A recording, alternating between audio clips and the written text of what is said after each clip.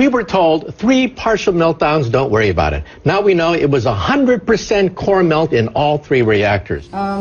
Japan is, by orders of magnitude, many times worse than Chernobyl. Never in my life did I think that 6 nuclear reactors would be at risk. Well, TEPCO is like the little Dutch boy. All of a sudden we have cracks in the dike. You put a finger here, you put a finger there, and all of a sudden new leaks start to occur, and they're overwhelmed, literally making it up as they go along. We're in totally uncharted territories. You get any nuclear engineering book, look at the last chapter, and this scenario is not contained in the last chapter of any nuclear engineering textbook on the planet Earth. So they're making it up as they go along, and we are the guinea pigs for this science experiment that's taking place. All radiation is damaging. It's cumulative. Each dose you get adds to your risk of getting cancer.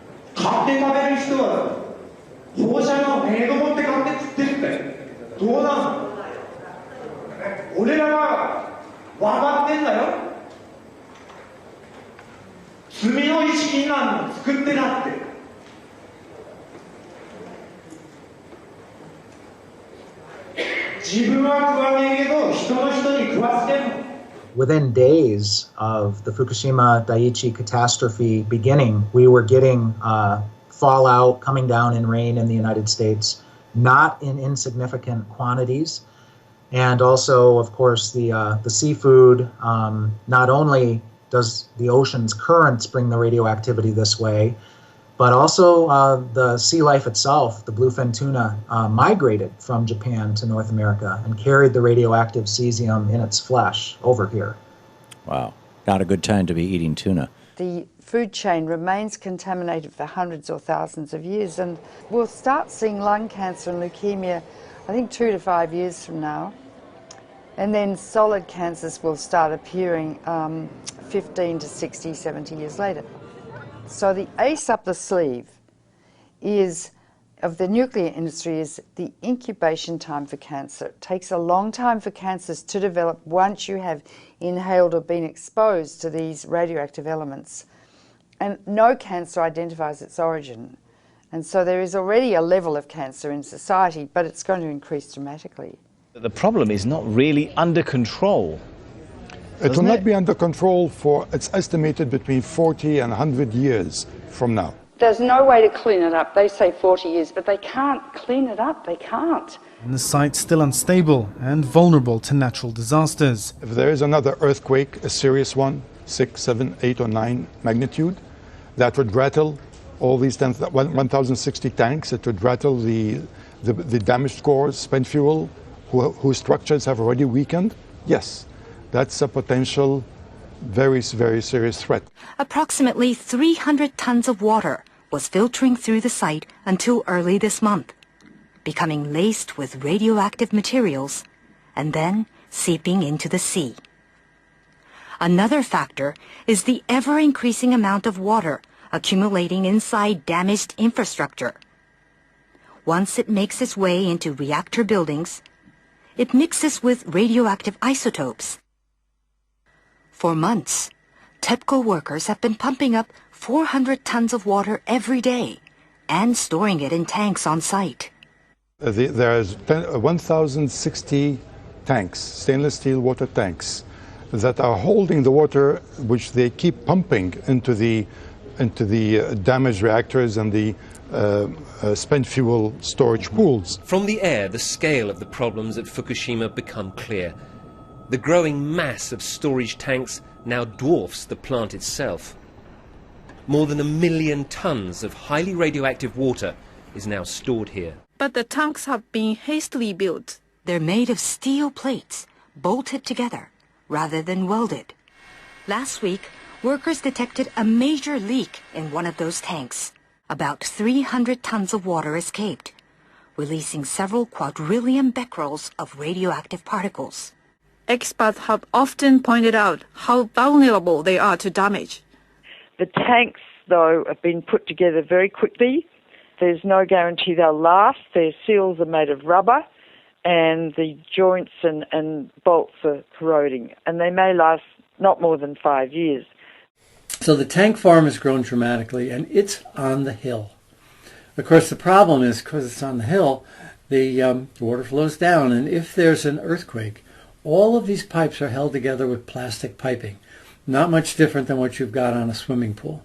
So the plastic pipe will snap, and that water will just run right down that roadway directly into the ocean. And how long the contamination has been leaking into the water? Very likely since the explosions and the meltdown at Fukushima Daiichi in March of 2011. Wow, that is quite a long time.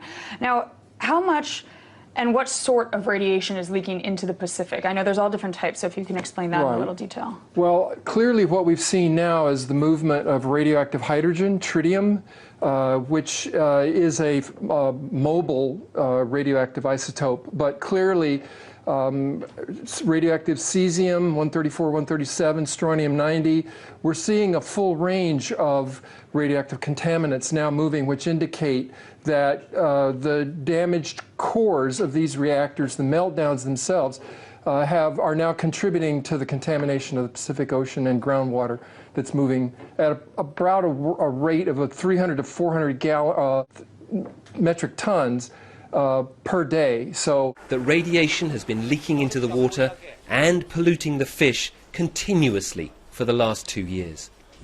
Radioactive iodine-129, its half-life is 17 million years, plus strontium, plus cesium, plus tritium, and I could go on and on and on. If it gets into the sea, the algae concentrated hundreds of times, then the crustaceans concentrated hundreds of times, then the little fish, then the big fish, then us. Because we stand on the apex of the food chain. You can't taste these radioactive elements, you can't see them, and you can't smell them.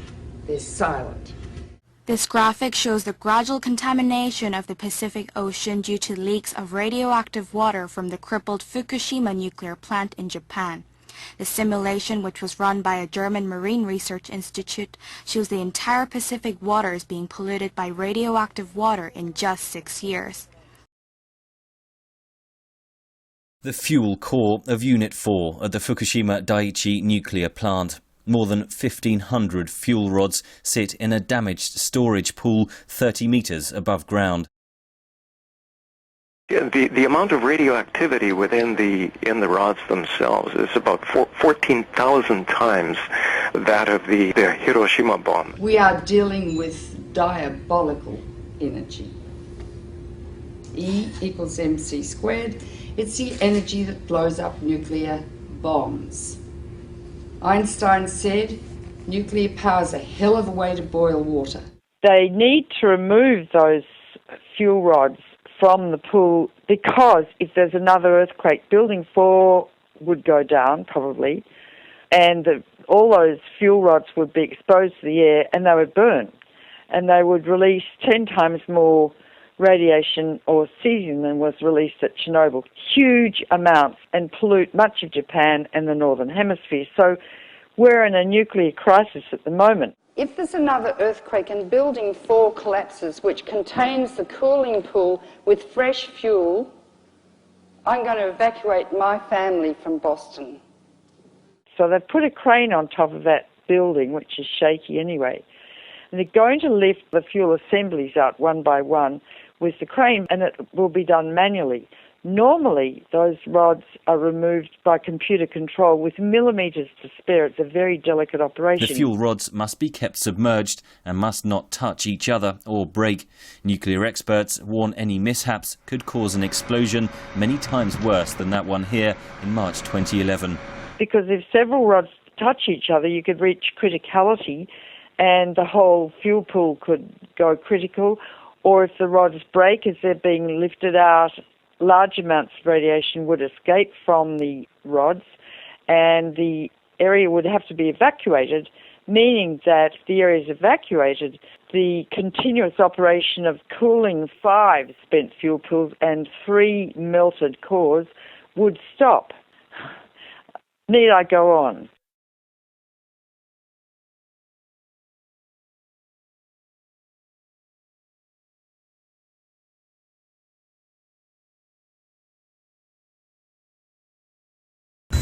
A study just published by the United States government reports the discovery that low-dose radiation is so safe, evacuations from future nuclear disasters may be unnecessary. If another event like Fukushima occurs, the public could be allowed to live in the fallout zones, spared from the inconvenience of relocation and compensation for damages.